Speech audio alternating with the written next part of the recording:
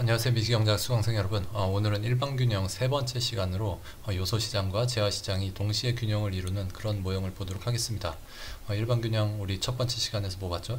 에치어스 박스라는 걸 봐서 그 에치어스 박스라는 게 가장 기본적인 일반균형 모형이었는데 거기서 이제 생산 같은 게 없고 그냥 어떤 부존 자원을 교환해서 그걸 소비하는 그런 모형이었고, 또 그걸 통해서 우리가 봤던 것 중에 하나가 파레토 최적 뭐 이런 개념들을 우리가 봤죠. 그래서 경쟁 균형이 파레토 최적이다. 뭐 이런 내용들을 봤고요. 그 다음에 이제 지난 시간에는 재화 시장 두 개의 재화 시장이 있을 때 그 두 개의 재화 시장이 동시에 균형이 달성되는 그런 걸 봤었고, 그래서 이제 재화 간의 관계가 이제 보완적인 관계인지 아니면 대체적인 관계인지에 따라서 그 각각의 시장이 어떻게 서로 영향을 주고받는지 그게 조금씩 달라진다. 이제 그런 내용을 봤었고, 이번 시간에는 이제 요소 시장과 재화 시장, 더 구체적으로는 노동 시장과 재화 시장이 있는 그런 모형, 이제 소위 로빈슨 크루소 모형이라고 불리는 이제 그런 모형을 볼 건데, 사실 일반 균형에 대해서 이렇게 자세하게 여러 시간에 걸쳐서 해야 되는지는 약간의 의문이 있지만, 일단 내용이 좀 많고, 그리고 이 내용들을 각 좀 빼먹기는 또 약간 아쉬운 부분이 있어가지고, 근데 이제 좀 약간 애매해요. 내용이 많긴 한데, 그러니까 그냥 뭐 한두 시간에 끝내기는 내용이 많은데 이제 3시간까지 끌기에는 내용이 좀 부족하기도 하고, 그래서 오늘은 아마 좀 약간 일찍 끝날 것 같아요. 그래서 일반 균형은 둘 이상의 시장이 한꺼번에 균형을 이루는 그런 걸 얘기를 하는 거고, 그리고 뭐 이런 게 이제 거시경제 모형들에서 거시경제를 우리가 살펴볼 때 굉장히 중요하다, 이런 얘기들 했었고요. 그 다음에 이번 시간에는 이 일반 균형 자체에 대해서 좀 약간, 그러니까 여기 이걸로부터 어떤 무슨 규범적인 함의라든지, 그러니까 노머티브한 임플리케이션 같은 거를 뭐 이끌어내고 뭐 그런 거보다는 그냥 이 일반 균형이라는 것 자체에 대해서 한 가지만, 굉장히 중요한 한 가지를 말씀을 드리려고 하고, 그게 아마 이번 수업의 제일 핵심이 되는 내용인 것 같아요. 그게 다름 아닌 뭐냐면은 발라의 법칙이라고 불리는 게 있어요. 이 발라는 우리가 옛날에는 이게 프랑스 사람인데 프랑스 식으로 이름을 읽지 않고, 그래가지고 이제 왈라스라고 보통 많이 읽었었는데, 영어식으로 해서 왈라스라고 이름을 읽었었는데, 이제 프랑스식으로 하면은 발라가 될 거예요. 그래서 발라의 법칙, 발라슬로우라고 하는 그런 게 있는데, 이거는 뭐냐면은 뭐 그냥 어떤 항등식을 얘기를 하는 건데, 그 항등식이 어떤 항등식이냐면은 이제 모든 거래에서 경제 주체는 같은 가치의 상품을 교환을 하므로 수요의 합과 수요 가치의 합과 공급 가치의 합은 같다. 그러니까 그러니까 이제 말하자면은 이 우리 거시경제학 제일 초반에 거시 원론 뭐 이런 거 배울 때 국민경제 항등식, 국민경제 개정의 항등식 뭐 이렇게 해서 이제 지출과 수입이 일치해야 된다. 뭐 이런 내용들 있잖아요. 그거랑 마찬가지로 이게 사실 정확히 그 얘기긴 해요. 그래서 국민경제 개정 항등식이랑 거의 비슷한 얘기, 아마도 동일한 얘기일 것 같아요. 그래서 모든 거래를 다 더하면 그냥 이 어떤 이 클로즈드 이코노미가 있다고 했을 때, 그 클로즈드 이코노미에서 모든 거래 내용을 다 살펴보고 그 지출과 수입을 다 각각을 더하면은 당연히 지출 총액과 수입 총액이 같을 거예요. 바로 그게 이제 이 어떤 항등식인데, 그걸 우리가 발라의 법칙이라고 불러요. 근데 그거를 이제 그 의미를, 이게 우리가 일반 균형을 얘기할 때 그게 어떤 의미를 갖는지를 생각을 해보면은, 만약에 우리가 n개의 시장을 고려를 하면은 우리의 n개의 시장의 균형 조건을 다 따질 필요가 없다는 그런 의미가 됩니다. n개의 균형 조건을 다 따질 수도 없고, 그렇게 따질 필요도 없고, 그러니까 그렇게 할 수도 없고 그럴 필요도 없는 거죠.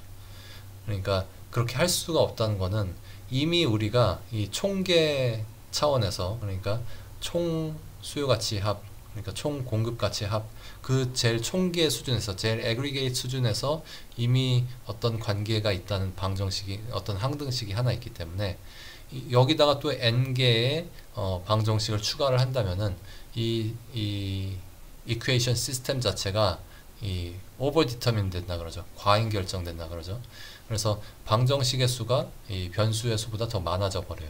그래서 그거는 이제 우리가 원하는 바가 아니고, 그리고 그렇게 하면 이제 수학적으로 뭔가 문제가 잘못된 거고, 사실은 이제 n개의 시장 중에서 n-1개의 시장이 균형을 이루는, 그러니까 n-1개의 시장에서의 균형 조건만 고려하면은 나머지 시장은 자연히 그냥 균형을 이룬다. 그러니까 균형을 이룬다는 건 이제 우리가 계속 봤지만 초과 수요나 초과 공급이 없는 상태, 다시 말해서 수요와 공급이 일치한 상태를 우리가 균형이라고 하잖아요. 그래서 n-1개의 시장에서 균형을 이루면은 자연히 이 발라의 법칙에 따라서 자연히 나머지 한 시장에서도 균형을 이룬다. 이제 이런 얘기가 되겠습니다. 그래서 요거를 우리 같이 한번 간단한 모형을 통해서 한번 살펴보도록 하고, 요소 시장과 제어 시장이 있는 그런 모형을 통해서 요걸 간단히 살펴보도록 하고, 거기까지만 하고 오늘은 그냥 마무리하도록 하겠습니다. 그래서 우리가 로빈슨 크루소 경제라고 불리는 그런 걸 고려를 할 건데, 이걸 왜 로빈슨 크루소 경제라고 부르냐면은 이제 물론 로빈슨 크루소 그 소설을 보면은 로빈슨 크루소가 있고, 이 무인도에 어떻게 난파한 이 어떤 이 영국인 선원 로빈슨 크루소가 있고, 근데 그리고 또 이제 뭐 원주민이었나요? 아무튼 그 프라이데이라는 다른 이제 사람도 존재해서, 사실 두 명이 그 소설 내에선 두 명이 존재하긴 하지만 제일 그냥 로빈슨 크루소라고 했을 때 가장 머릿속에 먼저 떠오르는 건 무인도에 난파했다. 그러니까 한 명만 있는 거죠. 혼자서 뭐 생산도 하고 소비도 하고 다 하는, 이제 그런 개념으로서 이제 로빈슨 크루소 경제라고 우리가 그냥 약간 농담 반 진담 반으로 얘기를 하는 겁니다. 그래서 우리가 보는 요 상황은 그냥 한 종류의 다 모든 면에서 동일한 한 종류의 사람이 여러 명 있다고 생각할 수도 있고, 아니면 정말로 그냥 딱 무인도에 딱 한 명만 있다고 생각을 해도 상관없어요. 그래서 근데 무인도에 딱 한 명만 있다고 생각하면은 약간 좀 이 뭔가 뭐랄까요, 좀 정신분열스러운 약간 그런 행동을 좀 하는데, 그게 핵심은 아니고, 요는 이제 이 실제로 세상에는, 그리고 이 실제 세상에는 사람들이 되게 다양하게 여러 차원에서 굉장히 다양한 사람들이 존재하고, 그래서 뭐 어떤 사람들은 뭐 기업을 운영하고, 어떤 사람들은 노동만 제공하고, 그렇게 뭐 다양하게 존재를 하지만, 그런 거를 다 빼고 우리가 보고 싶은 거는 그냥 한 하우스홀드, 가게라고 하죠. 한 하우스홀드가 노동도 제공하고 소비도 하고 뭐 기업도 소유하고 모든 걸 다 하는 그런 하우스홀드가 하나, 혹은 그 같은 종류의 하우스홀드가 여러 개, 굉장히 여러 개 있다라고 가정을 하는 겁니다. 그래서 이제 그런 걸 우리가 로빈슨 크루소 경제라고 부를 거예요. 그래서 이 가장 뭐랄까요, 이 일반 균형을 얘기를 할 때 가장 완결돼 있는 형태, 가장 간단하면서 가장 완결된 형태의 경제 모형을 하나 꼽아라 라고 하면은 요런 모형이 될 거예요. 로빈슨 크루소 경제. 그래서 한 종류의 가장 간단하다는 거는 뭐냐면은 한 가지 종류의 가게만 존재해 가지고, 그 가게가 기업도 소유하고, 기업 소유했으니까 이제 기업의 의사결정도 하고, 그 노동도 공급하고 소비도 하고, 이런 걸 이제 하나의 가게가, 한 종류의 가게가 모두 다 하는 이제 그런, 그래서 그런 의미에서 이제 모든 게 다 완결돼 있죠. 왜냐면은 재화도 생산하고 재화를 소비하기도 하고, 기업도 존재해서 기업도 어떤 뭐 의사결정을 하고, 이런 모든 것들이 다 하나에 이 하나의 모형에 들어가 있는데 굉장히 단순화된 형태로 들어가 있죠. 그래서 우리는 한 개의 제어만 고려를 할 겁니다. 그래서 어떤 소비재 묶음이 있다고 생각을 하고, 그 소비재 묶음을 생산하는 그런 걸 고려를 할 거고, 그리고 한 개의 생산 요소만 고려를 할 거예요. 그 생산 요소는 다름 아닌 노동입니다. 그러니까 달리 얘기하면 자본량은 이제 고정되어서 그 자본량은 변하지 않는다. 어떤 의미에서는 이건 그냥 단기 경제라고 생각을 할 수도 있을 것 같아요. 단기에는 자본이 고정되어 있고, 뭐 자본이 고정되어 있다 그러면 좀 어폐가 있죠. 고정 비용은 고정되어 있고, 가변 비용만 변하게 되죠. 그래서 어쨌든 자본량은 고정되어 있고, 노동만 변한다. 노동 공급은 변할 수 있다. 이제 이렇게 가정을 하겠습니다. 그래서 요 두 개 상품이 있는 거죠. 말하자면 재화가 하나가 있고 생산 요소인 노동이 또 있죠. 그래서 두 개의 시장이 존재하는 거예요. 재화 시장, 노동 시장. 그리고 아까 말씀드린 것처럼 어떤 하나의 가게가 존재해가지고 그 가게가 말하자면 뭐 기업도 소유하고 노동도 공급하고 소비도 하고 그걸 다 하는 거예요. 하나의 하우스홀드가. 그래서 그 하우스홀드는 노동을 공급하고 재화를 수요합니다. 그리고 기업이 존재하는데 기업도 이제 가게의 소유긴 하지만 가게가 뭐 기업을 뭐 이렇게 자신이 그러니까 가게의 어떤 의사결정과 기업의 의사결정은 이제 분리되어 있다고 할 거예요. 근데 궁극적으로는 이제 기업도 누군가의 소유여야 될 테니까 여기서는 가게가 이 기업도 소유를 하고 있다고 가정을 할 겁니다. 근데 의사결정은 이제 독립되어 있어요. 그래서 그 기업은 이제 노동을 수요하고 노동을 수요해가지고 재화를 생산해서 공급하죠. 그래서 재화 시장과 노동 시장이 존재하고 그게 그 두 시장에서 가게와 기업이 서로 역할을 바꿔가면서 이제 두 번 만나는 거죠. 그리고 기업 혹은 자본은 가게의 소유라고 가정을 할 건데 이 가정은 사실 그냥 뭐 우리 분석에는 그렇게 중요한 가정은 아니고 그냥 단지 이 모형의 어떤 완결성이랄까요? 뭐 이런 가정이 없으면 사실 기업은 그러면 누구의 소유야? 뭐 이렇게 물어볼 수도 있으니까 그래서 요 기업도 이제 가게의 소유다. 이제 이런 거를 얘기를 할 수가 있을 거고요. 그리고 각각의 경제 주체는 경쟁적으로 행동한다고 가정을 할 겁니다. 다시 말해서 가격을 주어진 것으로 받아들이고 가격에 어떤 영향을 주려고 의도적으로 뭐 자신의 공급을 바꾼다든지 수요를 바꾼다든지 이런 행동은 하지 않는다라고 가정을 할 겁니다. 그래서 이 소비자는 소비자로서 경쟁적으로 다시 말해서 가격을 주어진 것을 받아들이고 그냥 자신의 효용만 극대화하는 형태로 행동을 하고 기업은 기업대로 그냥 자신의 이윤을 극대화하는 형태로 행동을 한다. 가격은 주어진 것을 받아들인 채로 이제 이런 식으로 가정을 할 겁니다. 그리고 균형에서는 두 시장 모두에서 초과 수요나 초과 공급이 존재하지 않는다라고 하는 게 이제 이게 일반 균형의 조건인데 이게 사실은 우리가 두 개의 시장만 고려를 하는 거죠. 한 개의 재화 시장과 한 개의 노동 시장.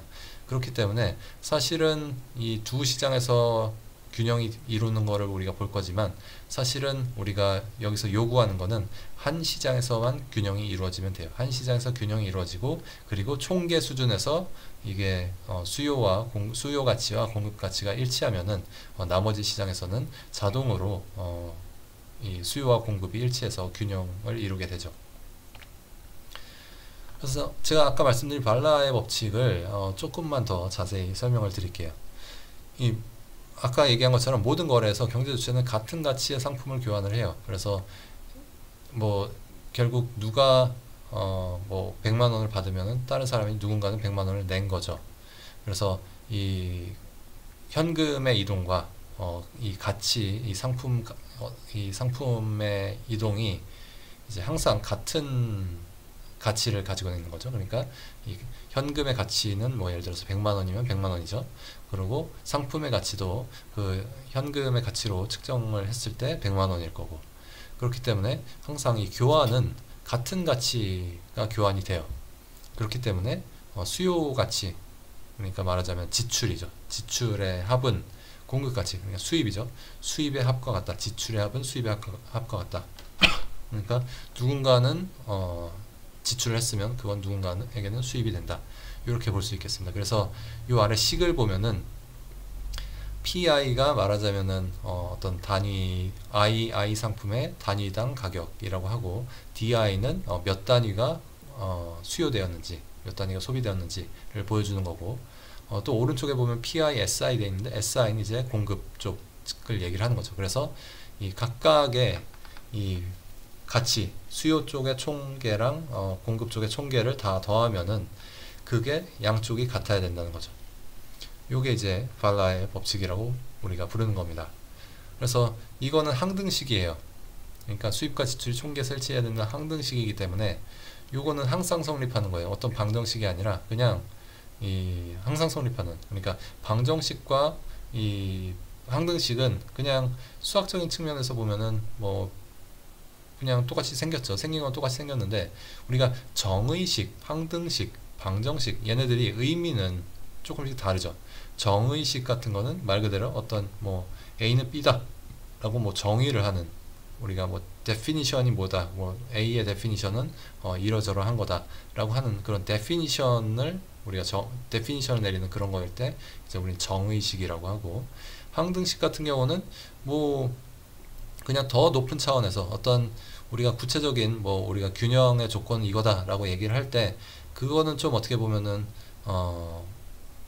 우리가 좀 더 작은 차원에서, 좀 더 낮은 차원에서 약속을 하는 거라면, 좀 더 높은 차원에서 그냥 항상 성립해야 되는 그런 식들도 있어요. 그런 식들을 우리가 항등식이라고 하죠. 대표적으로 이제 이런 가계의 수입과 지출, 그러니까 국민계정 항등식 같은 거, 이제 수입과 지출이 일치해야 된다, 이제 이런 것들이 이제 항등식이죠. 그래서 여기 지금 우리가 항등식을 하나 가지고 있기 때문에 우리가 n개 시장의 균형을 보려면, 사실은 이 항등식이 없다고 생각하면은 n개의 시장의 균형을 보려면은 사실은 n개의 방정식이 필요할 거예요.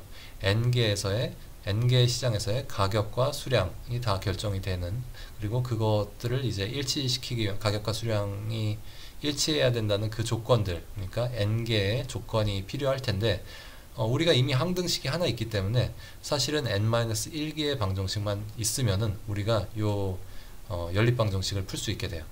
그러니까 이 항등식 하나를 포함해서 n-1개의 방정식을 더하면은 우리가 그 n개의 방정식으로 이루어진 연립방정식 체계를 우리가 풀 수가 있습니다.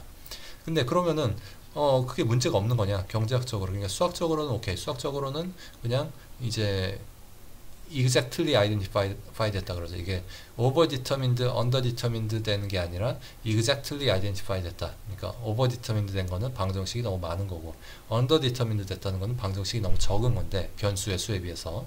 근데 여기서는 지금 항등식이 있어서 n-1개의 균형 조건만 고려를 해서 방정식을 풀 수 있다. 그래, 그게 exactly identify 된 거라서 풀 수 있다. 수학적으로는 오케이. 그럼 경제학적으로는 이게 무슨 의미가 있는지를 생각을 해보면은, 경제학적으로는 이거는 이제 n개의 시장 중에서 n-1개의 시장에서 균형을 이루면 나머지도 자동으로 균형을 이루게 된다는 뜻이에요. 그러니까 이게 그냥 단순히 수학적으로만 그냥 이렇게 방정식 숫자랑 미지수 숫자가 일치해야지 된다, 뭐 이런 차원의 것이 아니라 경제학적으로도 의미가 있는 거죠.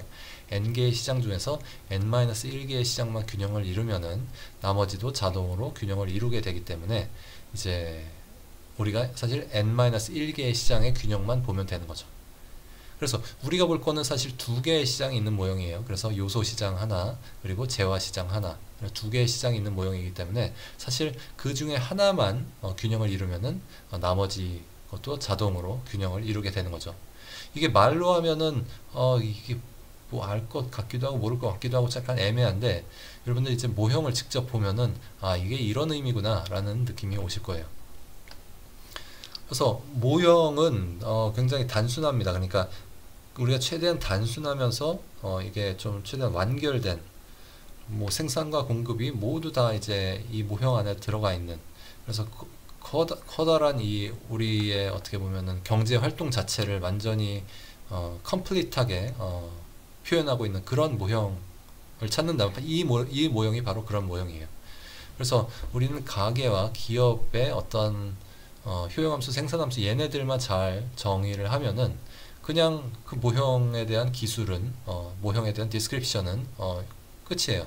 그래서 가계의 효용함수는 이렇게 생겼다고 우리가 가정을 하겠습니다. C 더하기 T 빼기 L의 알파승인데, C는 이제 소비재 소비량, 우리 재화가 하나 있는데 그 재화를 우리가 그냥 여러 가지 소비재 번들이라고 생각을 할 거예요. 여러 개의 소비재 묶음, 그거를 그냥 얼만큼 소비했는지 그거를 우리가 소비재 소비량 C라고 하겠습니다. 그리고 여기서 T는 시간 자원이고요. 그래서 사실 여기 소비자, 이 가게가 가지고 있는 가장 큰 자원, 유일한 자원이죠. 어떻게 보면은 그거는 이제 시간이에요. 노동을 공급해서 자기가 돈을 벌어서 그걸 소비를 하는 거니까, 사실 노동력이 사실은, 그렇죠, 시간이라 그러면 좀 그렇고 노동력이라고 하는 게 더 좋겠네요. 시간에 따라서 쓸 수 있는 어떤 노동력, 그게 이제 하우스홀드가 가지고 있는 자산이죠. 자원이자 자산이죠. 근데 이거를 우리가 어떻게 측정하냐면 측정 단위가 이제 시간이죠. 측정을 하는 그 어떤 차원에서 측정을 하냐면 이제 시간 차원에서 우리가 노동을 측정을 하는 거죠. 그래서 시간 자원이 이제 T로 총 자원이 이제 T, 토탈 타임이 이제 T로 주어져 있고 그 중에서 이제 노동 시간은 L이라고 표시를 할게요. 그래서 총 시간 자기가 가용한 시간 가용 시간 T 중에서 L만큼을 노동에 쓰고 나머지는 이제 여가라고 보통 보죠. 그래서 이 노동과 여가를 이렇게 딱 분리를 해서 여기까지는 노동이고 여기까지는 여가야. 이렇게 해서 노동은 힘들고 디스유틸리티를 발생시키고 여가는 뭐 기쁘고 뭐 행복하고 뭐 그냥 유틸리티만 발생시킨다. 이렇게 보는 그런 시각 자체가 사실은 좀 불완전하다는 거는 제가 지난 시간에 요소 시장에 대해서 얘기를 하면서 한번 말씀을 드린 바가 있지만 일단은 그거 이상으로 가려면은 좀 많이 복잡한 논의들을 해야 되기 때문에 우린 여전히 그냥 이 간단한 요 가정을 유지를 할 거예요. 그래서 시간으로 측정을 하는데 총 시간 자원이 T고 그 중에서 노동 시간이 L.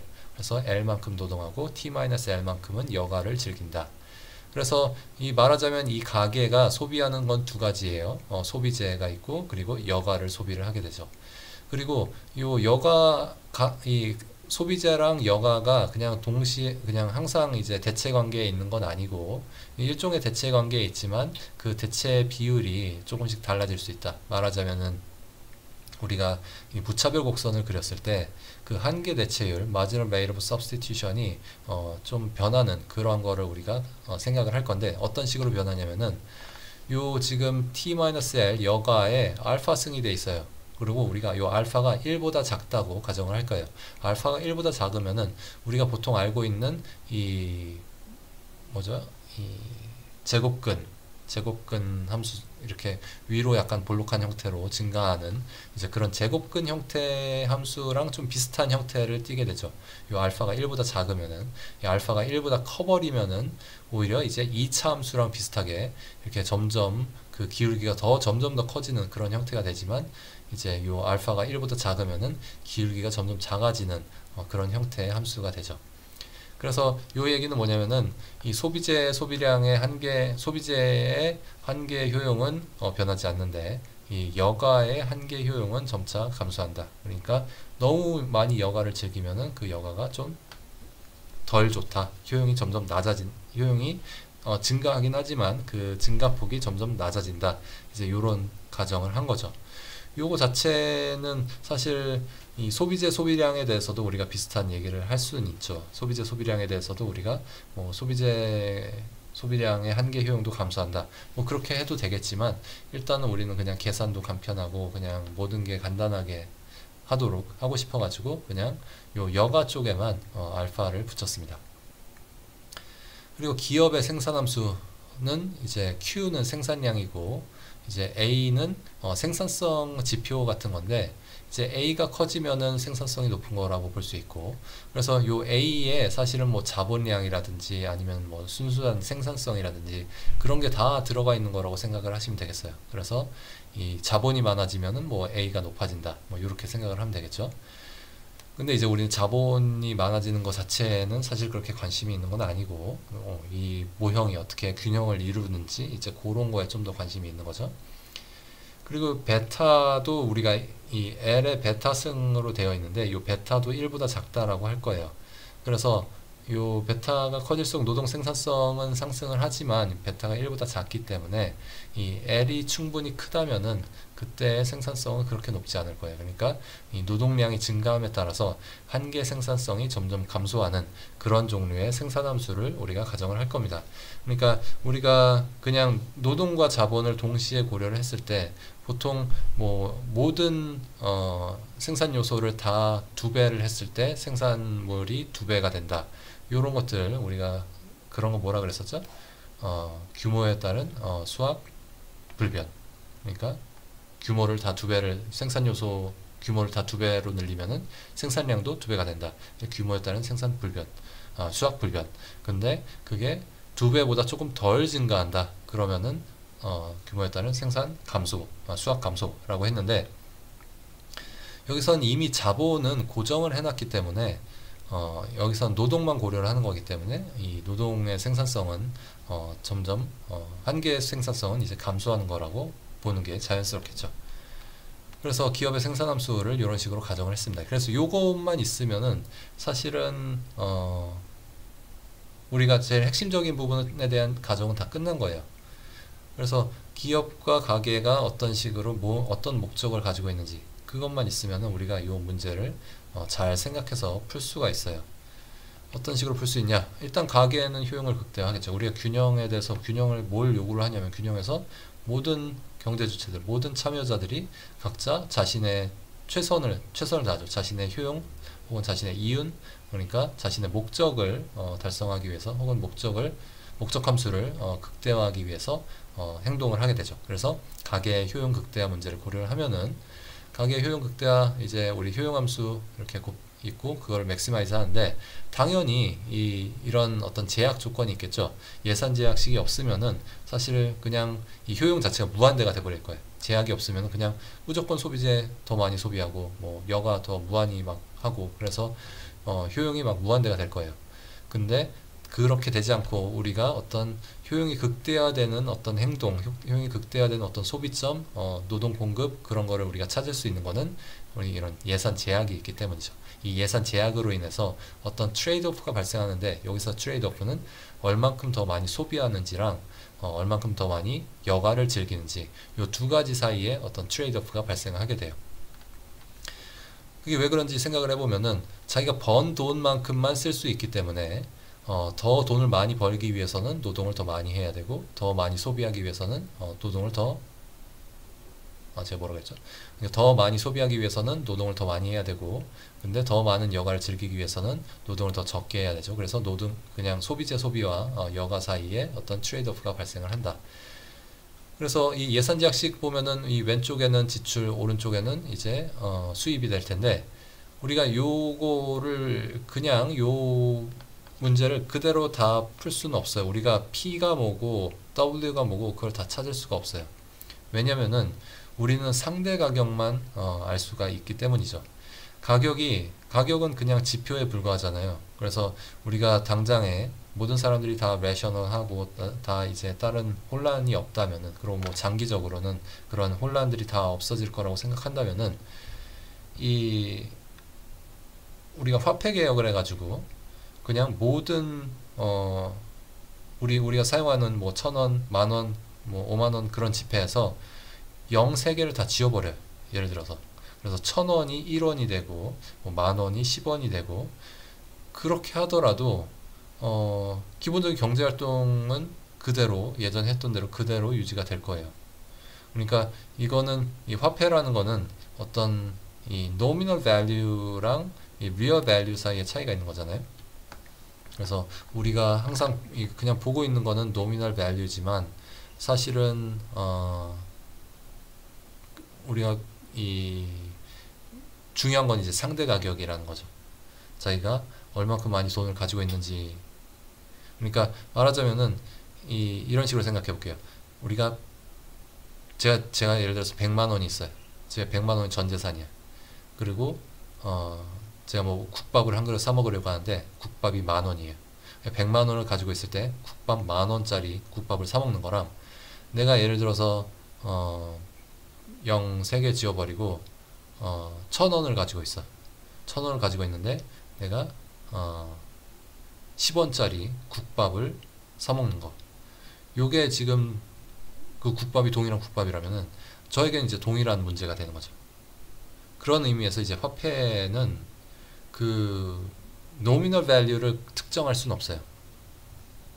그렇기 때문에 우리는 항상 상대 가격이 중요하다고 상대 가격만 중요하게 생각을 하는 거고 상대 가격이 어떻게 변하는지에 주로 관심을 갖는 거고 그래서 이제 우리 여기서 지금 P랑 W가 있는데 이 P, W 두 개의 가격을 동시에 고려를 할 수가 없어요. P랑 W 두 개의 가격을 동시에 고려할 수 없다는 건 뭐냐면은 그러니까 재화 시장의 균형 가격과 노동 시장의 균형 임금 그거를 동시에 고려하는 거는 불가능해요.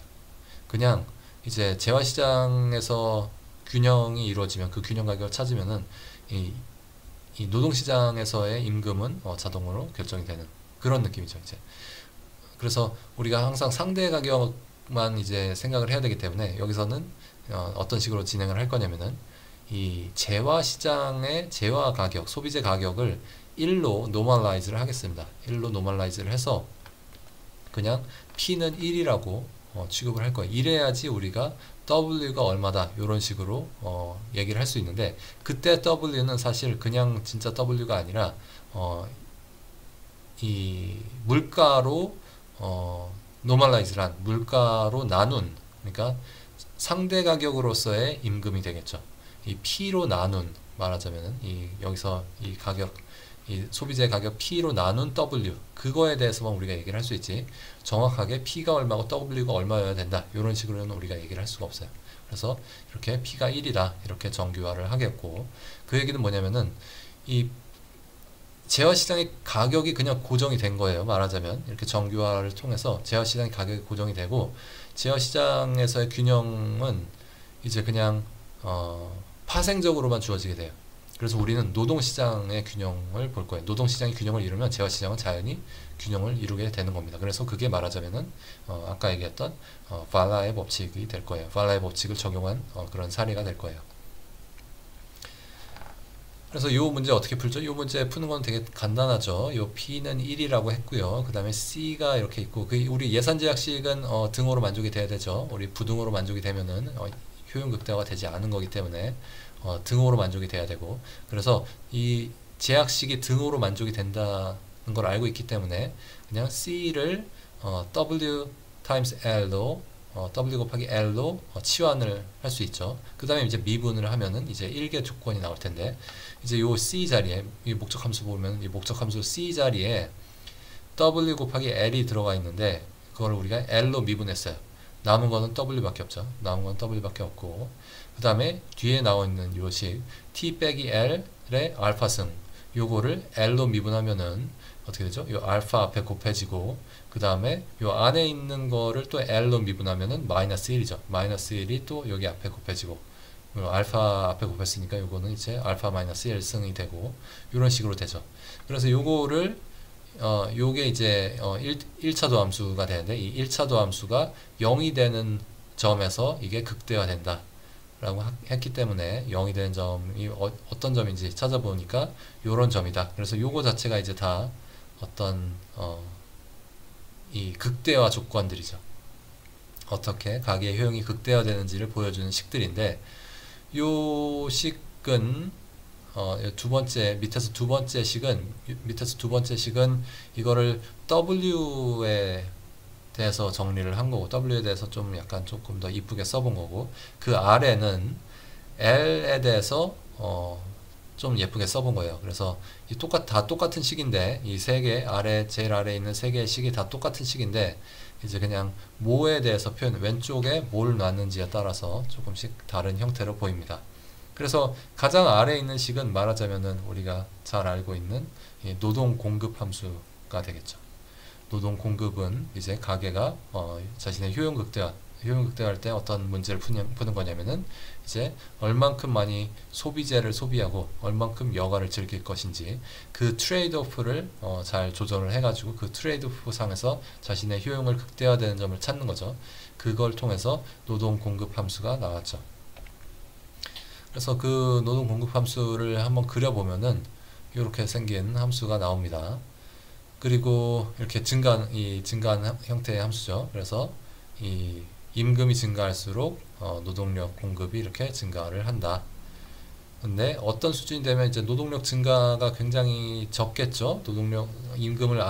노동력을 조금 더, 노동 공급을 조금 더 많이 하기 위해서는 임금이 굉장히 많이 올라야 되는 그런 점들이 나오고, 그리고 우리 이 함수 형태에서는 발생하지 않겠지만, 좀 다른 형태의 함수 형태를 가정을 하고 좀 다른 효용 극대화 문제를 풀면은, 어쩌면은 요게 이 노동 공급 함수가 이 후방 굴절형, 그러니까 백워드 밴딩이라고 하죠. 이 임금이 아주 높아지면은 노동 공급이 오히려 줄어드는 그런 형태의 노동 공급 함수가 나올 수도 있겠어요.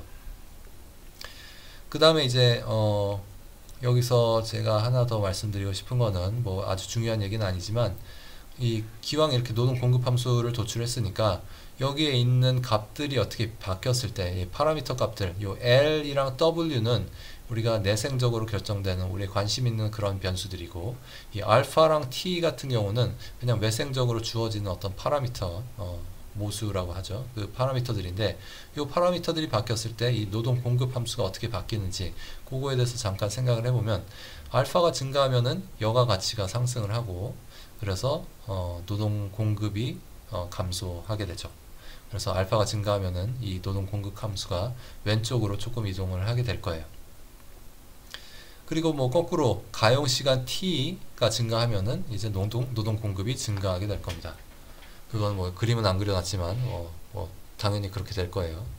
가용 시간 T가 증가하면은 이제 그 중에서 더 일부는 여가에 쓰고 일부는 노동 공급을 하겠지만, 그 중에서 이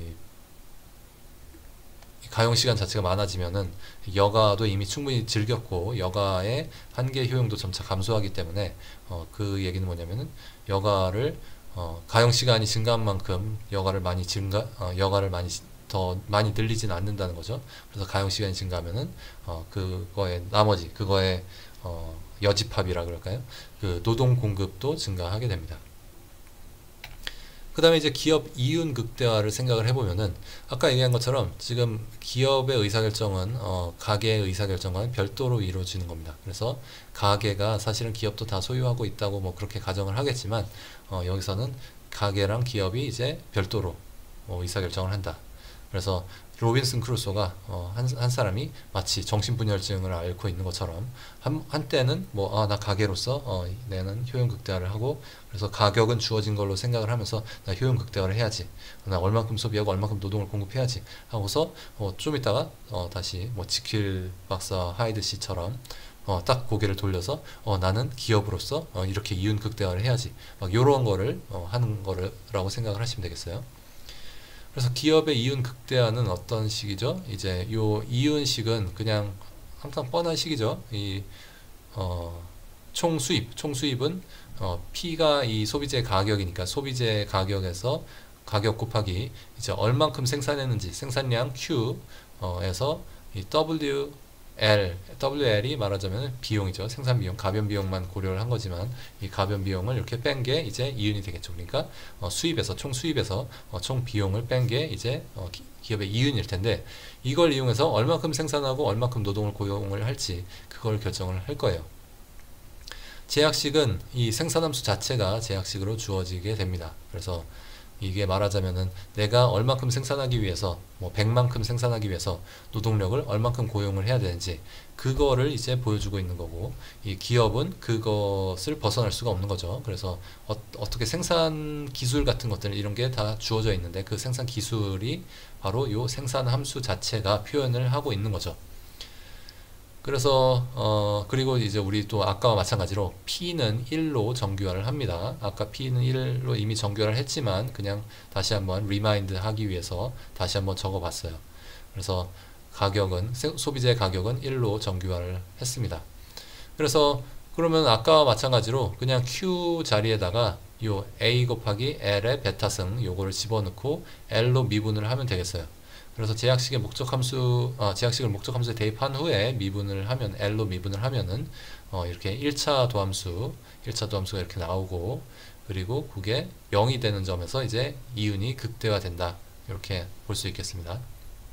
그래서 1차 도함수가 0이 되는 점을 찾는데, 그거를 우리가 L에 대해서 이 방정식을 다시 정리를 해보면은, 이렇게 쓸 수 있는데, 이게 말하자면은 노동 수요가 되겠죠. 그래서 이 노동 수요는 뭐다?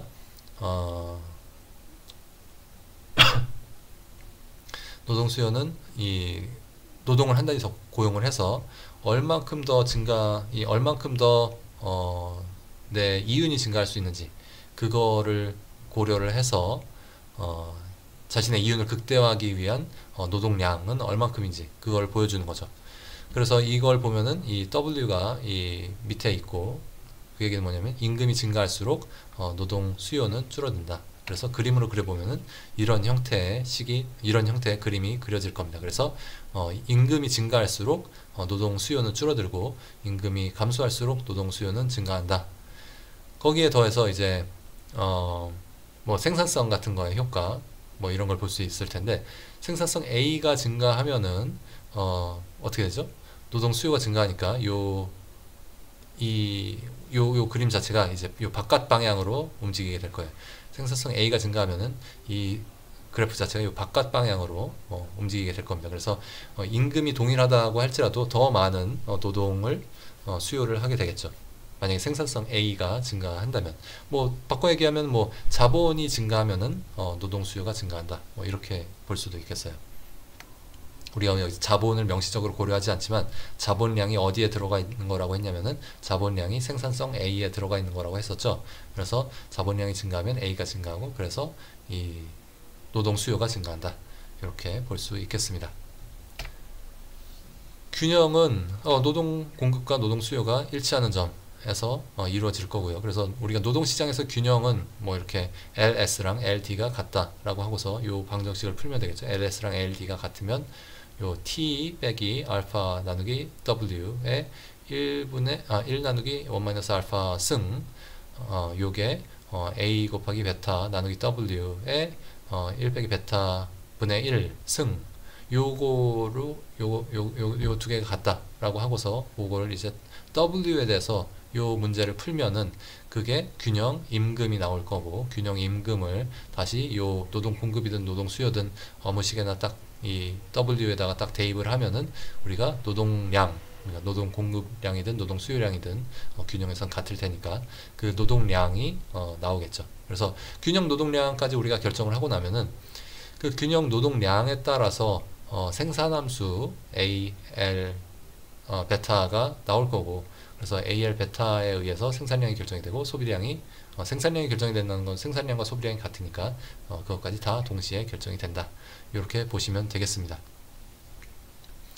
아시겠죠? 그래서 요거까지 이렇게 하고 나면은 이제 제가 아까 하려고 했던 얘기들은 이제 거의 다 한 게 되겠어요. 그래서 이 요소시장과 재화시장이 동시에 균형을 이루는 그런 모형이었고, 그리고 우리가 근데 그럼에도 불구하고 사실 요소시장에서의 균형만 이렇게 명시적으로 딱 고려를 했어요. 요소시장에서 균형이 이루어지면은 이제 생산시장, 아니 소비시장, 재화시장에서는 자연히 균형이 된다. 이게 우리가 팔라의 법칙이라고 부르는 건데, 그건 다름 아닌 이 지출과 수입이 총계 면에서 일치해야 된다라는 그런 항등식인 거죠.